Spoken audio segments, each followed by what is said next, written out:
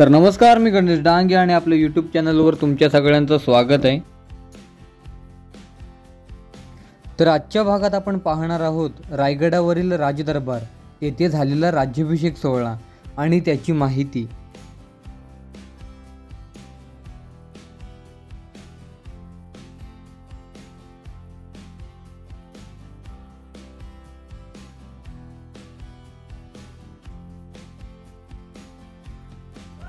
तर काही तज्ञांची मतं आहेत औरंगजेबाचे सरदार इतिगत खंडेचं टोपणाचं जुल्फिकार खान त्याने ते सिंहासन 1689 ला वितळून नेलेलं आहे। कारण ज्यावेळी लोक वरती सोडायचे त्यावेळी आम्ही पूर्वी दाखवायचो, कारण सिंहासनाच्या बाजूला ना सिंहासन वितळले जागा म्हणजे तिथे दगड पण वितळले, म्हणजे ते इंग्रज वकील म्हणतो की याच ठिकाणी महाराजांचा 6 जून 1674 ला राज्याभिषेक सोहळा झाला आणि येथेच आपल्या महाराजांचं ओरिजिनल 32 मन सोन्याचं सुवर्ण सिंहासन होतं।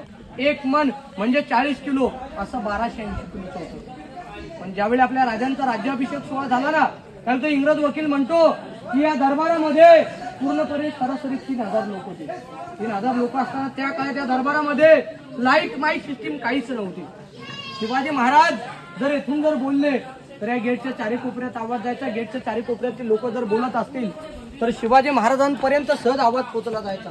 याला इतिहासामध्ये हक्कचे शस्त्र किंवा इको पॉइंट म्हटलं गेलेलं आहे। आज दरबार ओपन आहे, ओपन असताना सुद्धा या गेटच्या चारी कोपऱ्यात अशी टिचकी वाजवली ना किंवा कोणी असं पेपर कागद जरी पाळलं की कोणी एवढ्या आवाजात बोललं ना छत्रपती शिवाजी महाराज की तर सर येथे आलाय आवाज येतो, पण त्याला असं गोंधळ चालत नाही, एकदम शांत वातावरण लागतं।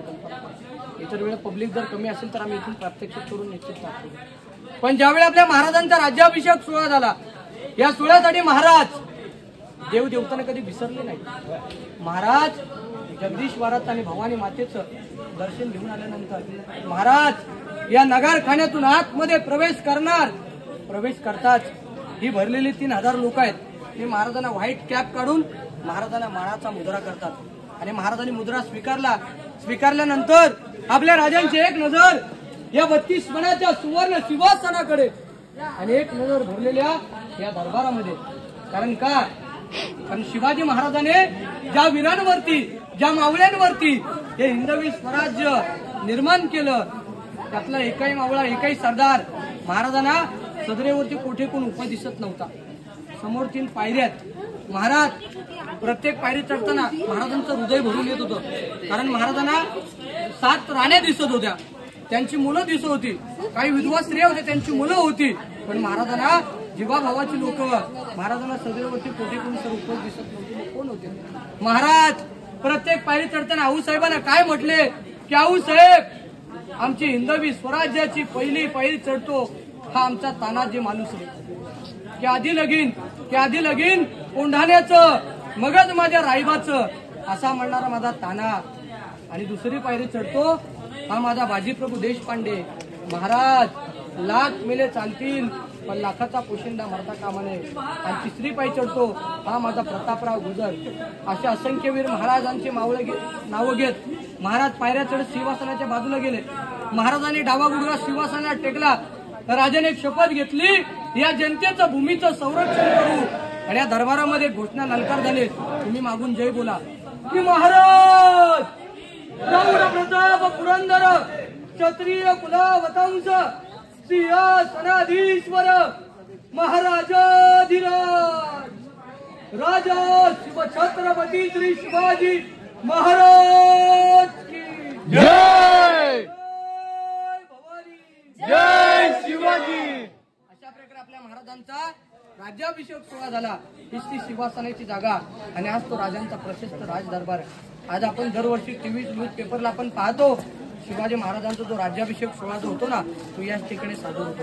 दरवर्षी तारखेप्रमाणे जे असतो 6 जूनला सादर होतो आणि तिथीप्रमाणे असतो केव्हा असतो, यावर्षी तो 18 आणि 19 जूनला झाला की त्याची जी तयारी आहे। समोरची जी आडवी भिंत दिसते बघा आपल्याला, मला प्रश्न पडला असेल पोस्टरमध्ये तुम्ही जर पाहिलं तर तुम्हाला आडवी भिंत कुठेच अशी दिसत नाही कल्पना, ती पेशवे काळातली भिंत आहे। कारण शिवाजी महाराजांच्या काळात जर भिंत जर असती ना तर शिवाजी महाराजांनी बाजूची प्रजा दुसरी सुटली नसती, फक्त समोर म्हणून ही पेशवे काळातली भिंत आहे। मध्ये बघा ही दरबारातली पाण्याची टाकी आहे, पण महाराजांचा दरबार आहे, दरबारामध्ये एक साईडला तुम्हाला त्या बाजूला तिकडे खडक पाहायला दिसतो बघा, त्या बाजूला बरेच लोक आपल्याला प्रश्न विचारतात की गाईड साहेब हा खडक या ठिकाणी असा का ठेवला, कारण हा महाराजांचा मेन दरबार आहे आणि दरबारामध्ये राजाने हा दगड असा का ठेवला.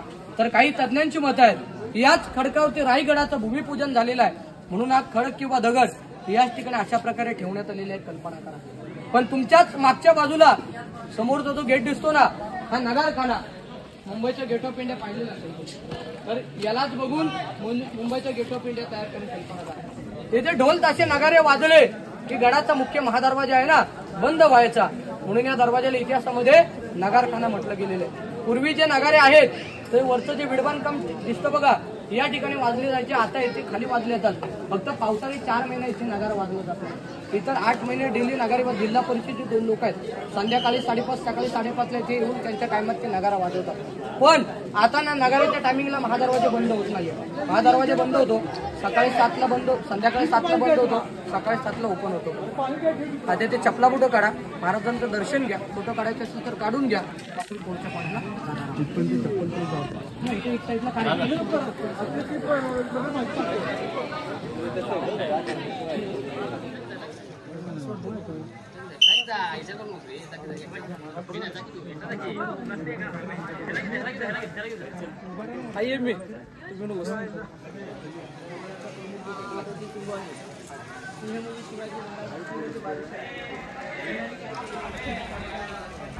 शिवाजी नावाचा शब्द